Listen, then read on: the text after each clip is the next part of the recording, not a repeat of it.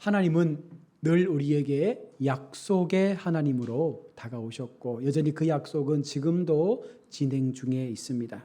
그러나 여기에도요 예외 조항은 항상 따라왔죠. 하나님은 불변의 하나님이시고 약속에 신실하셨지만 이것만 어기면 이 약속은 반드시 파기되었습니다. 바로 우상을 섬기는 것이었습니다.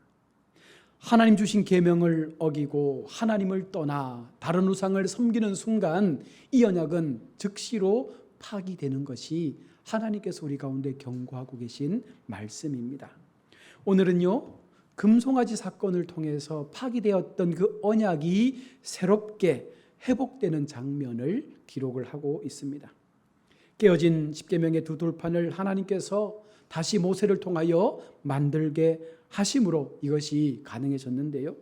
뿐만 아니라 언약의 내용으로 첫 번째 언약 때 주신 이것을 후반부 23장을 다시 강조하심으로써 하나님께서는 전혀 새로운 언약을 세운 것이 아니라 첫 언약을 회복시킴으로 인해서 다시금 처음의 그 사랑으로 돌아가 하나님의 언약 앞에 세워질 것을 말씀하고 있는 것입니다. 따라서 첫 언약 때 주신 모든 율법도 그대로 유효하며 그것을 지켜야 한다는 것이죠. 또한 말씀 끝부분에 29절과 35절에 모사된 하산시에 모세에게 광채나는 그 얼굴은 실로 하나님 나라의 백성들이 말씀을 지켜서 언약을 지켜서 우리가 하나님의 뜻에 부합하게 살아갈 때에 우리가 마지막 하나님 나라 들어갈 백성의 모습이 어떠한지를 모세의 얼굴의 강체를 통하여 우리 가운데 보여주기도 한 것입니다.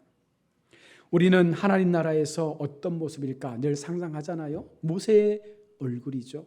모세의 강체나는 그 얼굴빛이 하나님 나라에서 살아가는 우리의 모습과도 같다라고 보시면 됩니다. 하나님이 이제 모세에게 직접 언약의 두 돌판을 만들 것을 명령을 합니다. 1절에 다듬어서 만들어라 라고 하나님은 모세에게 명령합니다.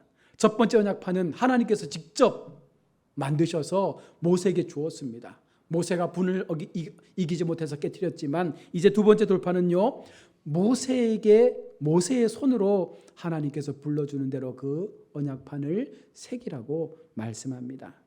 돌판을 새로이 만들음에 있어서 하나님께서는요 아무도 그곳에 함께하지 못하게 하셨습니다. 2절 말씀에 보시면 아침까지 준비하고 아침에 시내산에 올라와 산 꼭대기에 내가 보이되 아무도 너와 함께 오르지 말며 온 산에 아무도 나타나지 못하게 하고 심지어 양과 소도 산 앞에서 먹지 못하게 하라. 오직 하나님과 모세만이 대면해서 이 언약의 돌판을 만드는 작업을 진행하고 있는 건데요.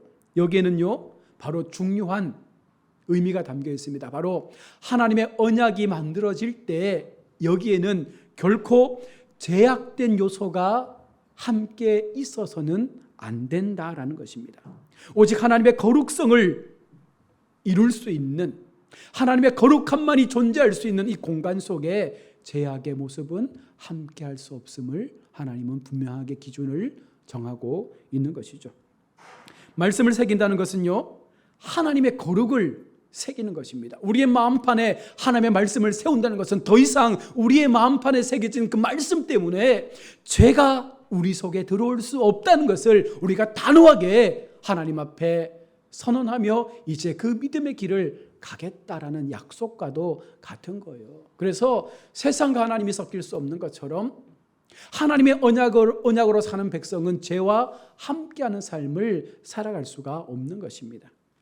이제 모세는 새로운 돌판을 만들기 위해 시내산으로 올라갑니다. 5절 말씀해 보시면 여호와께서 구름 가운데에 강림하십니다. 구름은 늘 우리가 말씀하지만 하나님의 임재를 상징할 때 구름으로 하나님이 등장하시죠. 그리고 임재하신 하나님께서 여호와의 이름을 선포하십니다. 하나님의 이름을 선포한다는 것은요 바로 하나님의 계약이 누구의 이름으로 이 계약이 이루어지는지를 말하고 있는 거예요. 계약의 당사자가 누구냐? 지금 모세와 이스라엘 백성들을 향해서 이 계약을 이루기 위한 두 돌판을 만들 때에 이 계약서에 서명하는 계약의 당사자가 누구냐? 바로 여호와라, 여호와라 말씀하시면서 하나님께서 그들과 계약하고 있음을 말하고 있는 것입니다. 그만큼 이 계약은 너무나 중요하고 이것은 이스라엘 공동체 전체가 살아나는 계약임을 의미하고 있는 것이죠. 보통 높은 분들은 비서를 시키거나 변호사를 시켜서 계약하잖아요. 근데 지금 하나님은요, 직접 하나님의 이름을 말씀하시면서 이 계약은 하나님이 직접 하시는 계약이다라고 말하고 있습니다. 6절에 여호와라, 여호와라 두 번 반복된 그 이름의 의미는 바로 모세로 하여금 뒤따르는 이 계시의 경험이 얼마나 중하고 이것이 얼마나 너희 삶에 가장 필요한 것인지를 그들 속에 깨닫도록 하기 위함이었습니다. 하나님은요, 자신이 어떠한 하나님인지를 또한 증거하고 있습니다. 말씀해 보시면 은혜롭고 노하기를 더디하고 인자와 진실이 많으신 하나님이라 6절에 말씀하죠. 나는 이런 하나님이야. 은혜롭고 노하기를 더디하고 인자와 진실이 많은. 바로 우리가 믿는 하나님이 여러분 이와 같은 하나님이에요. 그래서 우리는 늘 세상에서 죄 가운데 살아가지만 노하기를 더디하시고 인자와 은혜가 풍성하신 하나님의 그 사랑 때문에 여전히 오늘도 이곳에서 하나님을 예배할 수 있는 그 믿음의 모습을 갖게 된 것이죠. 만약에 구약에 이와 같은 하나님의 은혜가 없었다면 아마 모든 사람들이 다 그 즉시로 다 심판을 받고 죽음을 맞았을 것입니다. 그런데 여러분, 모든 것에 은혜가 넘치는 하나님이시지만 단 하나, 죄에서만큼은 결코 용서가 없다는 것입니다. 7절의 말씀을 보십시오. 인자를 1000대까지 베풀며 악과 가실과 죄를 용서하리라. 그러나 벌을 면제하지는 아니하고 아버지의 악을 자손 3, 4대까지 보응하리라. 은혜는 1000대까지, 죄는 3, 4대까지. 결국은 뭐예요?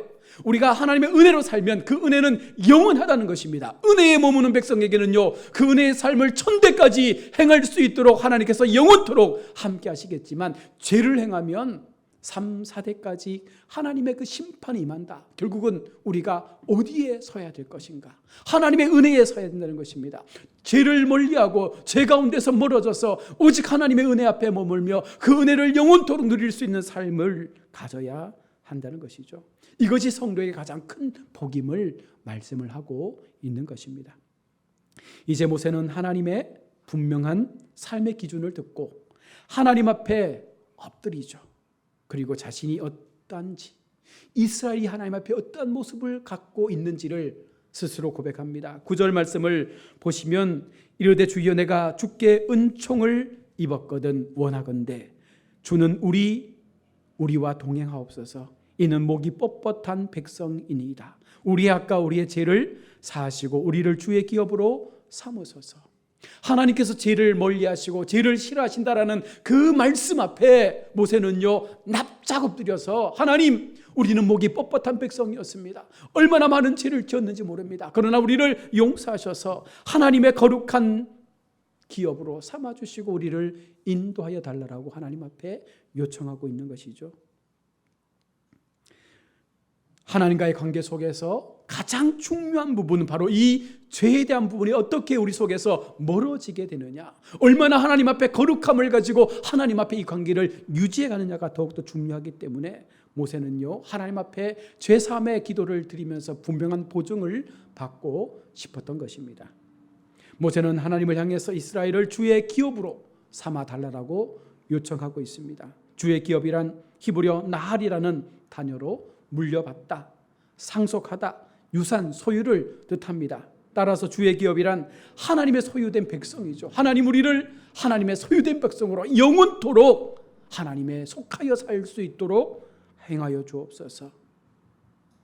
너희는 하나님 나라의 거룩한 백성, 소유된 백성, 거룩한 나라가 될 수 있도록 우리를 하나님 붙잡아 주옵소서. 모세는 기도하고 있습니다. 이제 하나님은 그런 모세에게 말씀을 하십니다. 10절에 내가 너희에게 결코 행하지 아니한 이적을 보이리라. 나약한 이스라엘 백성들이 강력한 가나안 땅을 정복함에 있어서 여러분, 이 모든 것들이 이스라엘 백성들을 통하여 이뤄내는 것이 아니라 뭐예요? 하나님께서 지금까지 한 번도 보여주지 아니하셨던 놀라운 그 능력들을 행함으로 그 땅들이 정복되어 감을 그들 가운데 보여주시겠다. 다시 말하면 이것은 하나님께서 일하여 가시겠다. 하나님께서 일하심으로 이 모든 것들이 너희의 손에 지어지도록 하나님께서 앞장서서 이것을 이루어 가시겠다라고 말씀합니다. 하나님은요, 예나 지금이나 언제든지 우리에게 이같이 행하시는 신실한 하나님이심을 믿으시길 바랍니다. 결국 모든 것을 하나님의 일하심을 통해서 이스라엘 백성이 얻게 된 것처럼 오늘 우리가 하나님의 일하심을 믿는다면 하나님께서 나의 걸음 속에 먼저 앞장서 가셔서 결코 우리가 하나님으로부터 보지 못했던 놀라운 그와 같은 일들이 행하여지는 것들을 우리를 통하여 보게 하시는 그 하나님의 역사의 중심 가운데 우리가 함께 서서 그 길들을 걸어갈 수 있기를 원합니다. 우리가 하나님의 은혜를 누리기 위해서 해야 할 것들이 있죠. 이런 하나님의 일들이 우리 가운데 이루어지기 위해서 우리가 반드시 먼저 우리가 행해야 될 것이 있는데 11절 말씀해 보십시오. 너는 내가 오늘 내게 명하는 것을 삼가 지키라. 하나님께서 우리 가운데 반드시 지켜야 될 것에 대하여 말씀합니다. 하나님과 맺은 그 언약에 대하여 충실하게 지키고 언약의 백성에 합당한 삶을 살아가는 것, 이것만 행하면 하나님께서 우리의 삶에 먼저 가셔서 모든 것들을 결코 보지 못했던 놀라운 기적과 이적의 사건으로 우리 인생들의 삶을 하나님 이끌어 가시겠다 약속하고 있습니다. 자, 그러면 이 모든 것들이 우리 삶 가운데 채워지게 되는데 얼마나 쉽습니까? 우리는 약속에만 신실하면 돼요. 약속에서 멀어지지 않으면 됩니다. 하나님의 약속 앞에 철저하게 무릎 꿇고 그 약속대로만 살려고 몸부림치면 나머지 것들은 다 하나님께서 채워가시겠다 말씀하고 있는 것입니다. 바로 이것이 그리스도인들이 사는 삶의 기준임을 오늘 성경은 분명히 말씀합니다. 우리가 하나님의 언약을 파기하고 우리가 행하기 좋은 대로 행하다 보면 어느 순간 우리가 사랑했던 그 모든 것이 우상이 되고 그 우상이 결국은 우리의 올무가 되어져서 우리를 무너뜨리게 될 것임을 오늘 성경은 말씀을 하고 있습니다. 하나님은요, 우리가 세상을 섬기는 것에 대해서 음란이라는 표현을 하고 있습니다. 내가 우상을 섬기는데 그게 음란이라고 말하는 거예요. 이방인들이 다신과 풍요라는 그 명목하에서 그들의 신을 성적인 당종의 모습으로 섬기는 그 타락된 그들의 이미지를 여전히 우리가 가지고 와서 우리가 그렇게 행함을 통하여 우리가 하나님의 신부로서의 그 순결성을 훼손시키기에 하나님은 그것을 음란의 죄라고 말씀하시면서 우리를 심판한다는 것이죠. 하나님은 우리가 하나님을 떠나 우상을 섬기는 것을 질투의 하나님으로 표현하면서 분명한 경계를 하고 있습니다. 14절 말씀에 너는 다른 신에게 절하지 말라. 여호와는 질투라 이름하는 질투의 하나님이라. 여호와 칸나. 여호와는 질투하는 하나님이라.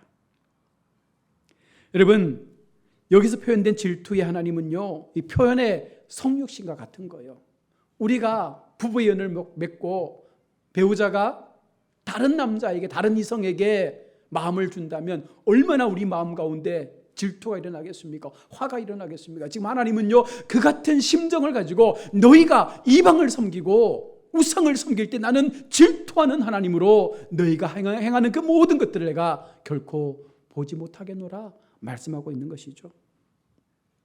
하나님은 하나님과 우리의 관계를 결혼관계로 비유하시면서 자기의 것을 지키려고 하는 강한 의지를 보여주는 거예요. 내가 이만큼 너희를 사랑하니까 내가 너희를 놓칠 수가 없어. 내가 너희를 끝까지 붙잡고 나의 신부로 영원토록 내가 너희를 이끌어 갈 거야. 이 마음이 하나님의 질투 속에 담겨 있는 것입니다. 하나님이 굳이 인간을 질투할 이유가 없잖아요. 그런데도 하나님은 그와 같은 심정으로 우리를 사랑하신다라고 지금 말씀을 하고 있는 것입니다. 또한 하나님의 제일주의의 확고한 질서가 무너지면 하나님은 질투하신다라고도 말씀을 합니다. 하나님은요, 당신의 백성들이 고난에 빠지면 질투하십니다. 에스겔 39장 25절의 말씀처럼 이 질투는요, 하나님의 열심을 말씀하고 있는 거예요. 하나님께서 자기 백성이 고난에 빠지면 그들을 이끌어내기 위해서, 그 고난에서 건져내기 위해서 열심을 다해서 대적과 싸우시고 그 백성을 건져내시는 그 하나님의 질투가 우리 가운데 보여진다는 것이죠. 또 하나는 하나님의 질투는요, 자기 백성이 괴롭힘을 원수들로부터 당할 때 그들을 질투하시면서 그 원수들을 막아주시는 그 간절한 마음이 바로 하나님의 질투라고 말씀하고 있습니다. 하나님은요, 하나님의 백성들이 이방인들로부터 괴롭힘 당하는 것을 보지 못한다는 것입니다. 그러니 여러분, 우리가 세상에서 좀 억울한 일을 당하고 세상에서 좀 우리가 속상한 일을 당해도 여러분, 그것 가지고 좌절하거나 낭망하지 마십시오. 오히려 나보다 더 질투하시고 나보다 더 분노하시는 하나님께서 그것을 보시고 반드시 갚아주실 때가 있음을 우리에게 말씀하고 있는 거예요. 내가 해결하지 않아도, 내가 그들을 향해서 원망을 쏟아내지 않아도 하나님께서, 내가 하나님의 백성의 삶을 바르게만 살아간다면 내 백성이 당하는 그 고통을 하나님은 보지 않기 때문에 오히려 대신해서 그들을 향하여 하나님의 심판의 칼날이 임하게 될 것입니다. 여러분, 그것이 하나님의 백성의 놀라운 은혜죠. 하나님의 계속해서 강조하시는 말씀의 핵심은요, 우상을 섬기지 말라는 것입니다. 15절로 17절의 말씀에서 하나님이 얼마나 우상을 싫어하시는지를, 또한 그것을 섬기는 행위가 얼마나 하나님 앞에 미움을 받는 행위인지를 분명하게 보여주고 있습니다. 그래서 16절의 말씀처럼 또 내가 그들의 딸들을 내 아들들의 아내로 삼음으로 그들의 딸들이 그들의 신들에게 음란하게 섬기며 내 아들들에게 그들의 신들을 음란하게 섬기게 할까 함이라. 염려하시는 거예요.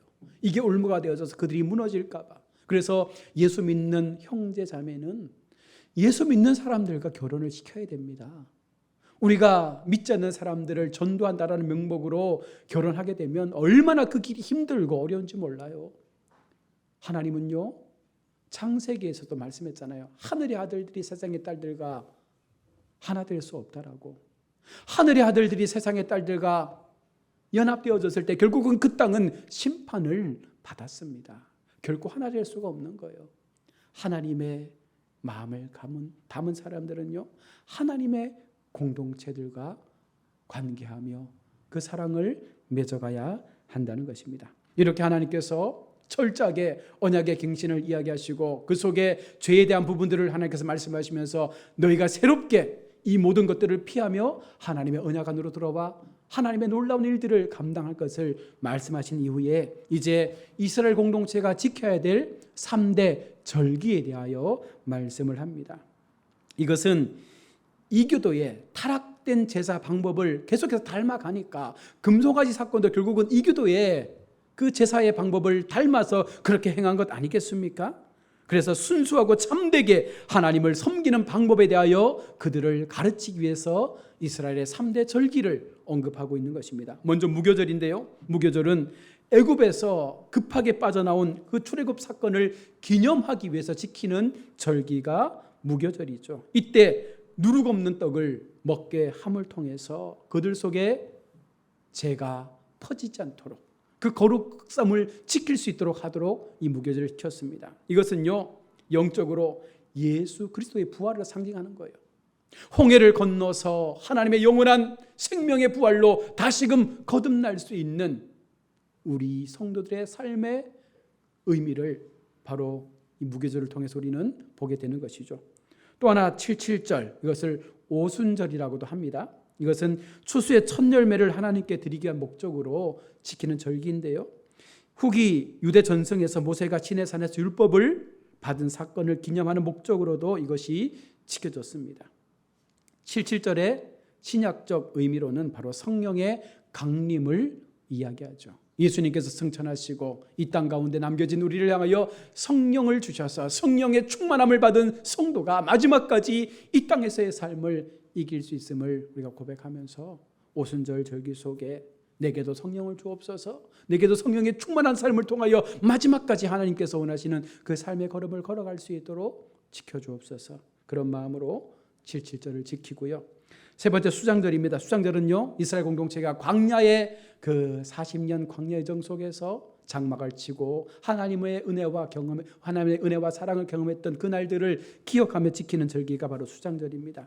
모든 추수를 마친 것을 감사하며 또한 그것을 즐거워하며 이것을 지켰는데요. 모형적 의미로는 다시 다가올 하나님 나라의 영광이죠. 이제 우리가 하나님 나라의 영원한 백성으로 그 삶을 살아갈 것을 말씀합니다. 죄에서 벗어나 출애굽했습니다.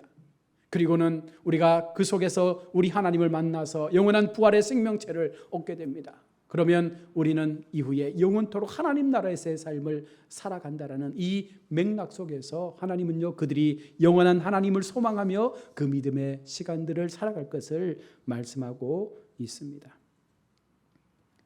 모세는요, 28절에서 40일 40야를 금식하며 하나님과 대면합니다.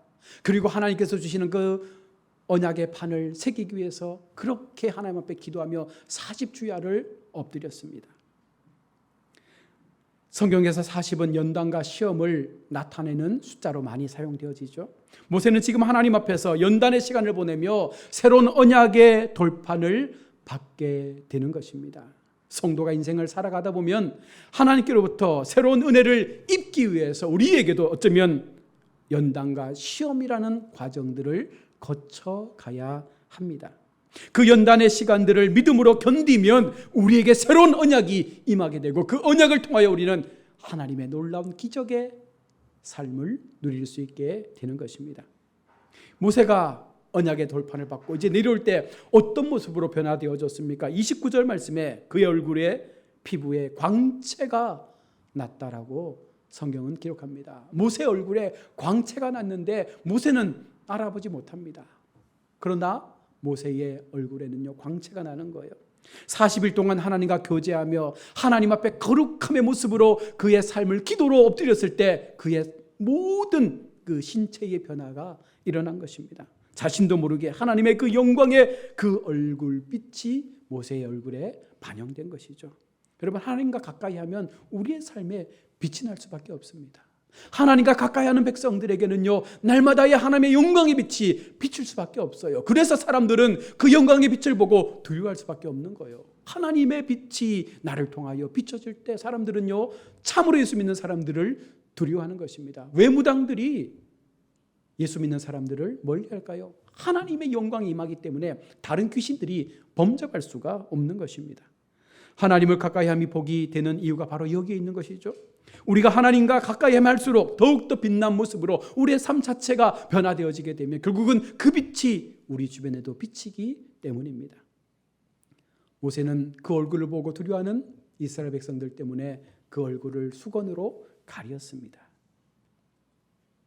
바른 믿음이 없으면 하나님을 믿는 성도의 그 빛을 보고 두려워합니다. 세상 사람들은 교회를 보고 예수 믿는 사람들을 보고 두려워하죠. 왜일까요? 그들에게는 하나님에 대한 지식이 없기 때문에, 믿음이 없기 때문에, 그 빛이 무엇인지 모르기 때문에 그들은 두려워하는 거예요. 하나님께서 모세에게 주신 그 영광된 얼굴의 빛난 모습처럼 오늘 우리에게도 그런 영광된 모습의 빛이 드러나므로 세상이 우리를 오히려 두려워할 수 있는, 세상이 오히려 우리를 향하여 두려움으로 엎드릴 수 있는 그런 신앙의 좀 모습을 가지고 우리가 살아가야 되지 않겠습니까? 끝으로 34절에서 이제 모세가 수건을 벗고라고 기록되어 있는데 다시금 하나님의 영광을 대하기 위해서입니다. 신약시대의 성도들은요, 그리스도 안에 있으면 자연적으로 이 수건이 벗겨져서 주님의 영광을 바라볼 수 있는 삶의 자리에 세워질 수가 있습니다. 고린도후서 3장 16절 말씀에 그러나 언제든지 주께로 돌아가면 그 수건이 벗겨지리라. 여러분, 우리가 주님과 가까이 하며 주님과 함께 살 때 우리는 날마다 그 영광의 빛을 바라며 그 수건 없이 살아갈 수가 있는 거예요. 고린도후서 3장 18절에 우리는 다 수건을 벗은 얼굴로 거울을 보는 것 같이 주의 영광을 보매 그와 같은 형상으로 변화되어 영광에 이르리니 곧 주의 영으로 말미암으니라. 여러분, 모든 사람은 하나님을 보면 죽지만 이제 하나님의 그 영광의 은혜 속에 거하며 언약의 백성들은요, 그 하나님을 바라볼 수 있는, 하나님의 영광 앞에 우리도 더 영광스러운 모습으로 변화되어질 수 있는 그런 삶을 살아갈 수 있도록 우리를 인도해 가시는 그 역사를 우리가 이제는 경험할 수 있게 된 것이죠. 오늘 출애굽기 34장의 말씀 속에서 하나님은 새로운 언약의 갱신과 함께 모세를 통하여 새로운 언약의 돌판을 기록하게 하셨고, 그 돌판의 기록 속에 하나님은 죄를 반드시 피할 것과 죄를 멀리할 것과 우상을 섬기지 말 것과 오직 하나님 앞에 신실한 약속으로 살아갈 것을 말씀하시면서 40일의 기도 속에 하나님을 만난 모세가 어떤 모습으로 변했는지를 보여주면서 너희의 삶이 이럴 것이다, 너희의 삶이 이렇게 영광된 모습으로 빛날 것이다 말씀하고 있는 것이죠. 여러분, 그것이 진정한 성도가 이 땅에서 아름다운 삶의 모습으로 우리의 삶에 예수의 향기를 드러낼 수 있는 바른 신앙의 여정이 되는 줄로 믿습니다. 그냥 맥없이 힘없이 예수 믿으면서도 아무런 영향력 없이 교회라는 이름을 가지고 있으면서도 아무런 힘없이 그렇게 무너지는 그런 모습이 아니라, 누구라도 우리가 하나님 앞에 바로 세워져서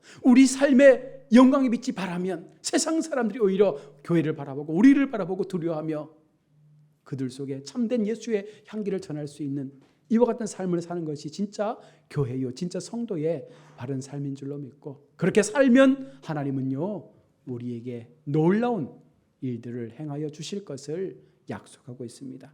우리 모두 그 마음 늘 마음에 새기셔서 언제라도 하나님께서 가나안을 이스라엘 백성에게 주신 것처럼 우리에게 주실 그 가나안의 영적의 놀라운 그 일들을 우리가 기대하며 마지막까지 그 믿음의 길들을 걸어가시는 우리 모든 성도님들 다 될 수 있기를 주의 이름으로 축원합니다. 아멘. 기도하겠습니다.